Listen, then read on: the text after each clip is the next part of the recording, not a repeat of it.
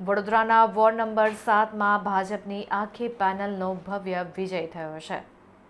શહેરના ward number 7માં ભાજપની આખી પેનલનો ભવ્ય વિજય થયો છે, જેનાથી કાર્યકરોમાં ભારે ઉત્સાહ અને જલસો જોવા મળી રહ્યો છે. પોલિટેકનિક મતગણતરી કેન્દ્ર ખાતે સવારથી જ ઉત્તેજનાભર્યો માહોલ હતો.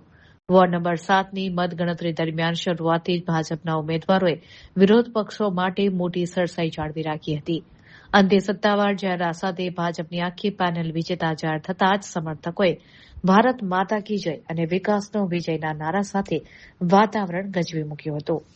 વોર્ડ નંબર 7ના મતદારોએ ભાજપના શાસન અને પાછલા વર્ષોમાં થયેલા વિકાસના કાર્યો પર ફરી એકવાર વિશ્વાસ વ્યક્ત કર્યો છે. વિજેતા ઉમેદવારોએ જીત બાદ મતદારોનો આભાર માનતા જણાવ્યું હતું કે આ વિજય વોર્ડની જનતાનો છે. આગામી સમયમાં પ્રાથમિક સુવિધાઓ જેવી કે રસ્તા, પાણી અને ડ્રેનેજના પ્રશ્નોને અગ્રતા આપવામાં આવશે અને વોર્ડને વધુ સ્માર્ટ બનાવવા માટે કટિબદ્ધ રહીશું તેમ જણાવ્યું હતું.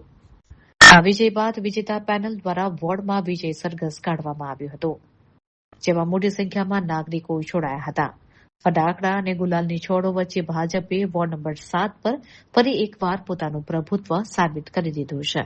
ભારતીય જનતા પાર્ટી વડોદરા મહાનગર વોર્ડ નંબર 7ના ચારેય ઉમેદવારો જંગી બહુમતીથી વિજેતા થયા છે. ત્યારે આ તબક્કે સમગ્ર વિસ્તારની જનતાનો, જાગૃત જનતાનો હૃદયપૂર્વક આભાર વ્યક્ત કરું છું. સાથે સાથે ભારતીય જનતા પાર્ટીના કાર્યકર્તા કે જેમણે 44 ડિગ્રી ગરમીમાં પણ પોતાનો પરિશ્રમ કરીને ભારતીય જનતા પાર્ટીને કમળ ખીલવામાં મદદરૂપ થયા છે, તેમને પણ હું નતમસ્તક થઈને વંદન કરું છું. અને ભારતીય જનતા પાર્ટીનું શીર્ષ નેતૃત્વ કે જેમણે ડગલે ને પગલે અમારું માર્ગદર્શન કર્યું છે અને સકારાત્મક દિશા આપી છે, તેમને પણ આ તબક્કે હું હૃદયપૂર્વક આભાર વ્યક્ત કરું છું. ખૂબ ખૂબ આભાર ભારતીય જનતા પાર્ટીના વોર્ડ નંબર 7ના તમામ મતદારનો.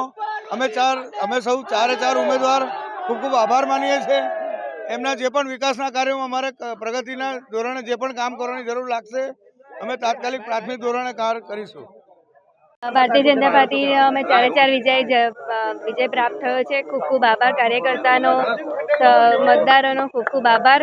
હવે અમારે જે આવશે એનાથી કામ કરીશું.